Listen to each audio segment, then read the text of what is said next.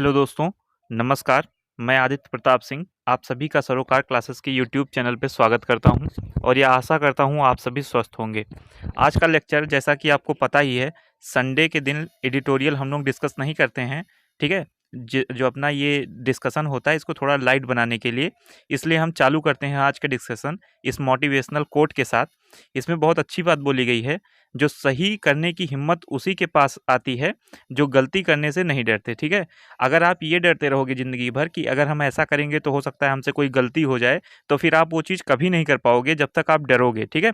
जैसा कि Mountain Dew का ऐड भी आपने देखा होगा, डर के आगे जीत है, उसी तरीके से यहाँ पे बात की गई है कि डरना नहीं चाहिए। अगर आप डरते रहोगे तो फिर आप सही करने का हिम्मत कभी भी नहीं जुटा पाओगे, ठीक है। इसलिए आप हमेशा बिना डरे निडर होकर अपने काम को करिए, कर्म करिए, अपने फल की इच्छा मत करिए, ठीक है। तो चलिए डिस्कशन आज का चालू करते हैं कुछ इंपॉर्टेंट न्यूज़ के साथ और देखते हैं आज के पेपर में क्या-क्या डिस्कशन आया है, ठीक है। यहाँ पे फ्रेंड जो है, पुतिन साहब ने वार्न किया है कि हम लोग यूक्रेन के ऊपर नो फ्लाई जोन बना देंगे, ठीक है। अगर कोई ज़्यादा अकड़ दिखाए तो। यहाँ पे आईएमएफ ने बोला है, इंटरनेशनल मॉनेटरी फंड जिसको हम लोग बोलते हैं, कि जो ग्लोबल का इकोनॉमी जो होगा वो इम्पैक्ट होगा, ठीक है। इस तरीके से और एक सीरियस इम्पैक्ट होगा, यह आईएमएफ ने बताया है। हमारे यहाँ जो गवर्नमेंट है वो ऑलरेडी बहुत सारे स्टूडेंट को रेस्क्यू कर चुकी है ऑपरेशन गंगा के थ्रू। तो हम लोग ने डिस्कस किया था कि ऑपरेशन गंगा होता क्या है, ठीक है। इसके चलते जो कल था फ्रेंड, उसमें 3700 के बच्चों के आसपास हमारे यहाँ के बच्चों को वापस ले आया गया था, इवैक्यूएट कर लिया गया था। तो इसके बारे में हमने ऑलरेडी डिस्कस कर रखा है। अगर अभी भी आपको कोई कन्फ्यूज़न है कि रसिया और यूक्रेन के बीच में क्या मुद्दा चल रहा है, क्यों लड़ाई चल रही है, तो आप रीसेंट कंट्रोवर्सी वाले प्लेलिस्ट में जाके वीडियो देख सकते हैं। वैसे आज का जो न्यूज़ है वो ज़्यादातर तो रसिया और यूक्रेन के बारे में ही है कि रसिया नो फ्लाई जोन बनाने की बात कर रहा है, नेटो ने भी मदद वगैरह देने से मना कर दिया है। तो यूक्रेन आखिर फिर नेटो में अगर शामिल हो जाता तो इसकी क्या गारंटी है कि बाद में नेटो इसकी मदद करता, ठीक है। तो यहाँ पे आईएमएफ ने बोला है कि पूरी इकोनॉमी जो होगी, ग्लोबल इकोनॉमी जो होगी, सबकी इकोनॉमी इफेक्ट होगी। यहाँ पे एक रीजन है समी फ्रेंड, जो कि यूक्रेन में है और रसिया के जस्ट बगल में है, कल हमने देखा भी था मैप में। तो इसलिए रसिया के जस्ट बगल में, इसलिए यहाँ पे जो है जो डिस्ट्रक्शन है वो बहुत ही ज़्यादा हुआ है, जो डिस्टर्बेंस है वो बहुत ही ज़्यादा मात्रा में डिस्टर्बेंस है। यहाँ पे रोड्स वगैरह, रेलवे ट्रैक्स वगैरह यहाँ पे टूट गए हैं रसिया के फायरिंग की वजह से। तो इसलिए यहाँ पे जो कंडीशन बनी हुई है, वहाँ से बच्चों को किस तरीके से निकाला जाए, ये बहुत ही बड़ा सवाल बना हुआ है इस समय, ठीक है। अब हम लोग आगे डिस्कस करते हैं फ्रेंड। ये देखिए कुछ फैमिली मेम्बर्स हैं, ये मैंने कल एक वीडियो भी देखी, वहाँ पे भी फ्रेंड दिल दहल जाता है ऐसी सिचुएशन देख के।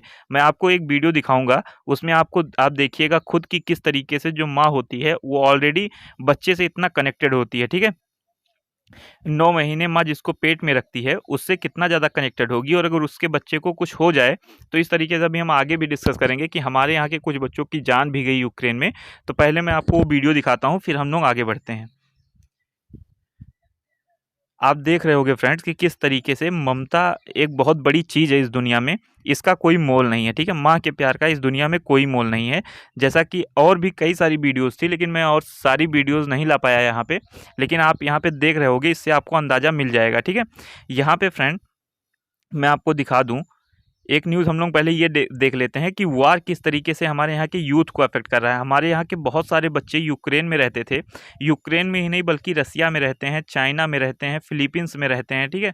ये सारे बच्चे हर हर जगह पे रहते हैं और किस लिए रहते हैं, पढ़ाई करने के लिए जाते हैं।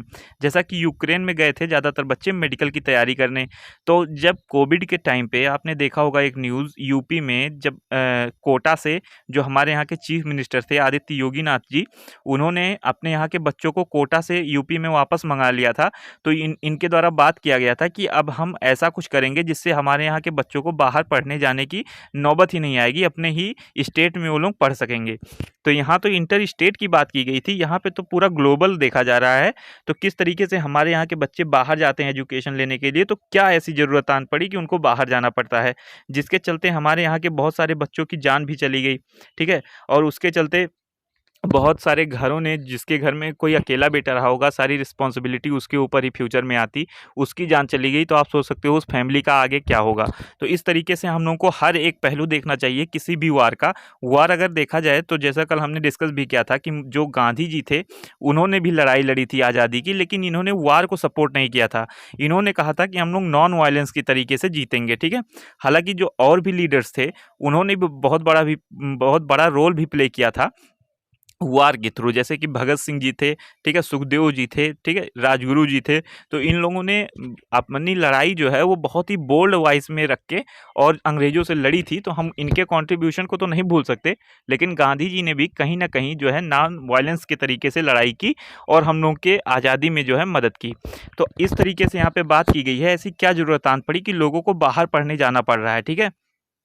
यहाँ इस वाले आर्टिकल में बात की गई है।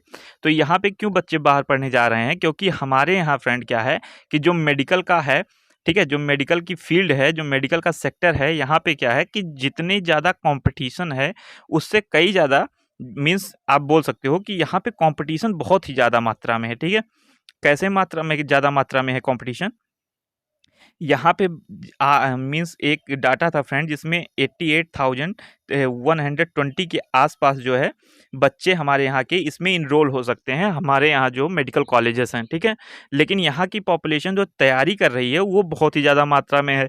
तो इसलिए बच्चे बाहर चले जाते हैं। बच्चे बाहर सोचते हैं कि अगर हम बाहर से पढ़ के आएंगे तो हमको एक अलग ओहदा मिलेगा, ठीक है, अलग रिस्पेक्ट मिलेगी। और फिर अगर वो कहीं अपना मेडिकल कॉलेज या अपनी जो मेडिकल की दुकान खोल के बैठेंगे तो लोग उनके यहाँ ज़्यादा जो कस्टमर की निगाह, मतलब अगर हम देखें एज अ कस्टमर ज़्यादा आएंगे, ठीक है। क्यों ज़्यादा आएंगे? क्योंकि वो सोचेंगे बच्चा बाहर पढ़ के आया है, बच्चा बाहर से एमबीबीएस करके आया है, तो ज़रूर इसे कुछ ना कुछ नॉलेज होगा। और दूसरी बात, जो बाहर जिन कंट्रीज़ में ये लोग मेडिकल की तैयारी करने जाते हैं वहाँ पे एजुकेशन इंग्लिश में प्रोवाइड कराई जाती है, ठीक है। तो ये लोग सोचते हैं कि अगर हम लोग बाहर से पढ़ कर आएँगे तो एक तो हम जो हमारा ग्रेजुएशन होगा, जो हम तैयारी करके आएँगे, वो ऑल ओवर द वर्ल्ड माना जाएगा, ठीक है। दूसरी बात, अगर हम लोग इंडिया में आएँगे तो हमको दूसरे तरीके से देखा जाएगा, जैसा कि आज का ट्रेंड भी है हमारे यहाँ का कि अगर कोई बच्चा बाहर से पढ़ के आता है या इंग्लिश बोल देता है। ये जब हम लोग डिस्कस कर रहे थे इंटरनेशनल मदर लैंग्वेज डे, ये किस दिन मनाया जाता है आप लोग कमेंट में बताइए। तो वहाँ पे हम लोग ने डिस्कस भी किया था कि किस तरीके से इंग्लिश बोलने पे लोग आपको एक एजुकेटेड पर्सन समझते हैं। अगर आप अपनी भाषा में बात करते हो तो लोग समझते हैं ये कोई ऐरा-गैरा इंसान है, ठीक है। तो इस तरीके से आज लोगों की मेंटालिटी हो गई है, जिसके कारण बहुत सारी प्रॉब्लम्स भी झेलने को मिलती हैं। पहले क्या होता था फ्रेंड, पहले हमारे यहाँ का जो यूनिवर्सिटी था, जैसे नालंदा था, यहाँ पे बाहर से लोग पढ़ने आते थे, ठीक है, अमेरिका वगैरह से पढ़ने आते थे। तो आज के टाइम पे ऐसी क्या प्रॉब्लम आन पड़ी है जिससे हमारे यहाँ के लोग बाहर पढ़ने जा रहे हैं, वो यहाँ पे क्यों नहीं पढ़ सकते? तो एक तो सबसे पहली बात जो सभी गलत ठहराते हैं, तो गवर्नमेंट को ये पूरा ब्लेम डाला जाता है। और मैं भी फ्रेंड, जो भी चाहे जो गवर्नमेंट हो, हम लोग उसी को ब्लेम करेंगे, क्योंकि आप अगर प्रेजेंट टाइम में अगर आप पावर में हो तो ये रिस्पॉन्सिबिलिटी आपकी बनती है कि आप जो है ये सारी फैसिलिटीज़ प्रोवाइड कराओ, ठीक है। तो जैसा कि योगी जी के मैंने डिस्कस किया योगी जी के बारे में, तो उन्होंने अभ्युदय प्रोग्राम चलाया। खैर उसमें बहुत ज़्यादा जो है सक्सेस उनको नहीं मिली और उसमें बहुत ज़्यादा बच्चे इनरोल भी नहीं हुए, लेकिन फ़िलहाल तो वो चल रहा है किसी तरीके से। लेकिन अभी भी बच्चे हमारे यहाँ के बाहर पढ़ने जा रहे हैं। जैसा कि आप लोग भी अगर अलग-अलग जगहों से लेक्चर देख रहे होंगे, तो आप लोग कमेंट सेक्शन में बता सकते हो कि आप लोग किस स्टेट के हो और कहाँ पे रह के पढ़ाई कर रहे हो। तो आप लोग यहाँ इंडिया में ही ट्रैवल करते हो फ्रेंड, अलग-अलग स्टेट्स में। इसी तरीके से जो हमारे यहाँ के बच्चे हैं वो बाहर पढ़ने जाते हैं और जिसकी वजह से इस टाइम पे हमको बहुत सारी दिक्कतें झेलने को भी मिली। यहाँ पे हम लोग क्या डिस्कस कर रहे हैं, यहाँ पे जो हिजाब वाला कंट्रोवर्सी था कर्नाटका के बारे में, आपको अगर नहीं पता है तो आप रीसेंट कंट्रोवर्सी वाले प्लेलिस्ट में जाके ज़रूर देखिए हिजाब कंट्रोवर्सी। वहाँ पे पूरे अच्छे मैनर में डिस्कस किया गया है कि हिजाब कंट्रोवर्सी क्या है। इसी के बारे में अब बात की जा रही है कि बहुत सारे कॉलेजेस में फिर से जो हॉलीडे है वो डिक्लेयर किया जा रहा है, क्योंकि बच्चे जो हैं वो आपस में लड़ झगड़ रहे हैं। जो मीन्स माइनॉरिटी क्लास है वो बोल रहा है हम हिजाब पहन के आएंगे, उसी के मतलब रिट्रोस्पेक्टिव में या आप बोल सकते हो रिटेरिएशन में जो दूसरा है उसको आप बोल सकते हो, वो लोग बोल रहे हैं हम सैफ्रॉन कलर पहन के आएँगे। तो इसीलिए अब तमाम जो बवाल खड़ा हो गया है, इसके चलते तमाम कॉलेजेस जो हैं वो छुट्टी उनमें की जा रही है। तो इतना आपको आई होप क्लियर हुआ होगा। यहाँ पे फ्रेंड एक बहुत ही दुखद घटना हुई, जो कि फिर से एक ट्रेन में आप देख सकते हो फायर हो गया, ठीक है, एक ट्रेन में आग लग गई फिर से। यहाँ पे जो एफएटीएफ है उसने पाकिस्तान को ग्रे लिस्ट में रखा है। तो ये एफएटीएफ क्या होता है पहले तो हम लोग ये डिस्कस कर लेते हैं, ठीक है। तो चलिए देख लेते हैं, एक मोटा मोटा आइडिया ले लेते हैं कि ये एफएटीएफ क्या होता है। तो ये एफएटीएफ का फुल फॉर्म पहले आप समझिए, फाइनेंशियल एक्शन टास्क फोर्स, ठीक। ये बनी कब थी? ये बनी थी 1989 में। इसका ये इंटर गवर्नमेंटल ऑर्गेनाइजेशन है, ठीक है। इसका मेन मकसद क्या था जब ये बना था? तो ये इसका केवल एक पर्पस था, मनी लॉन्ड्रिंग को रोकने का। लेकिन ये 2001 में एक चीज़ और ऐड कर दिया गया इसके पर्पस में कि आप जो है टेरर फाइनेंसिंग को भी कंट्रोल करो, किसी तरीके से आप टेरर फाइनेंसिंग को भी कंट्रोल करो। तो इसीलिए अब इसका 2 काम है, एक तो ये मनी लॉन्ड्रिंग को देखेगा, जो गलत तरीके से ब्लैक मनी को व्हाइट किया जाता है, और एक ये अब देखेगा टेरर फाइनेंसिंग को, ठीक है? तो ये 2 चीज़ें हैं यहाँ पे। यहाँ पे आप देखोगे इसका हेडक्वार्टर जो है वो पेरिस में है, फ्रांस में, ठीक? और इसमें इस समय जो है 39 मेंबर्स जो हैं वो इसके मेंबर्स हैं, 39 मेंबर्स, और इस समय जो मार्कस प्लेयर हैं ये इसके प्रेसिडेंट हैं, ठीक? तो आप लोग बताइए मार्कस प्लेयर किस कंट्री के हैं?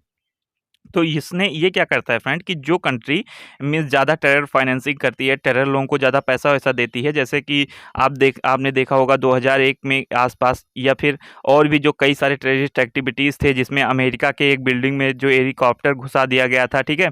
हमारे यहाँ जो मुंबई अटैक हुआ, तमाम ऐसे अटैक हुए, तो इस तरीके से पार्लियामेंट पे अटैक हुआ, तो इसमें कहीं न कहीं किसी न किसी का हाथ होता है, इसीलिए इसी को ध्यान में रखते हुए इसमें टेरर फाइनेंसिंग भी बाद में जोड़ दिया गया।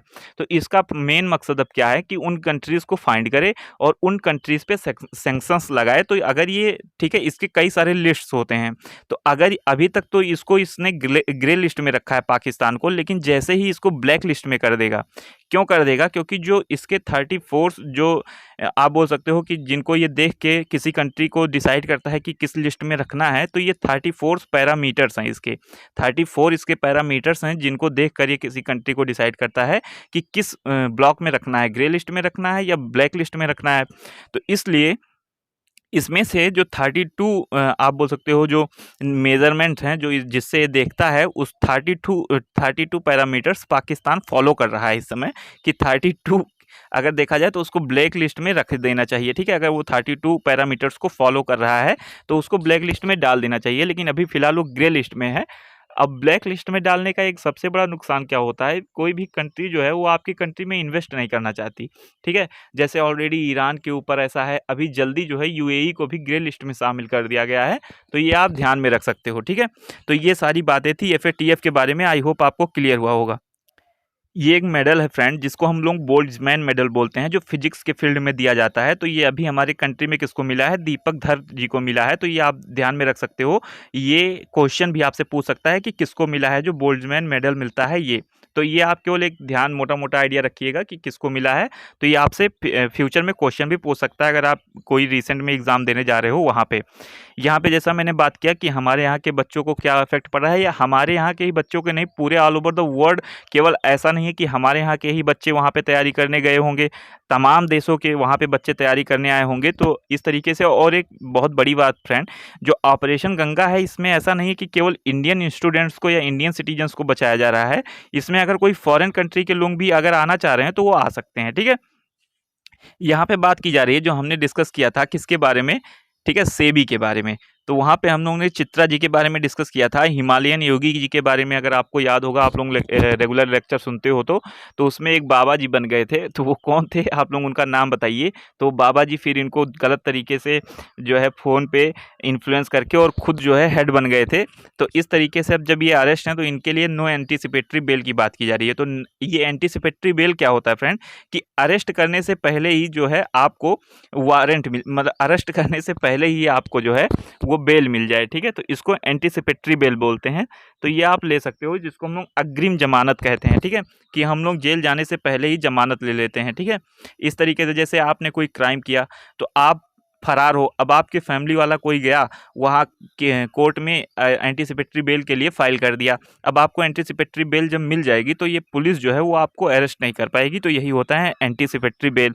मिलन के बारे में हम लोग ने ऑलरेडी डिस्कस कर रखा है, तो अगर आपने नहीं देखा है वीडियो तो जाके देख लीजिए रिसेंट कंट्रोवर्सी वाले प्लेलिस्ट में। अब की बार का मिलन का जो एक्सरसाइज था वो विशाखापट्टनम में होने वाला था। ये किस कमांड के थ्रू होने वाला था, ये आप लोग बताइए, ठीक है? तो ये फ्रेंड अभी कंक्लूजन पे है, तो ये आप लोग ध्यान में रखिएगा। यहाँ पे फ्रेंड पुतिन जी बोल रहे हैं कि जो सैंक्शंस वगैरह लगा रहे हो उनको बहुत लाइटली ले रहे हैं ये, और यूएस चाइना डिस्कस कर रहे हैं यूक्रेन के सिचुएशन के बारे में। ये सारी वही चीज़ें हैं। ये बहुत इंपॉर्टेंट है फ्रेंड कि जो चाइना है वो अपना 7.1% इंक्रीज़ करने की बात कर रहा है, किस पे? डिफेंस पे। डिफेंस पे वो खर्चा बढ़ाने की बात कर रहा है। तो इसका मतलब वो अपनी डिफेंस जो है वो उसको मजबूत करने की बात कर रहा है। तो ये मजबूत करने की बात कर रहा है, तो इससे ताइवान को खतरा बन सकता है आने वाले समय में, ऐसा आप बोल सकते हो, ठीक है?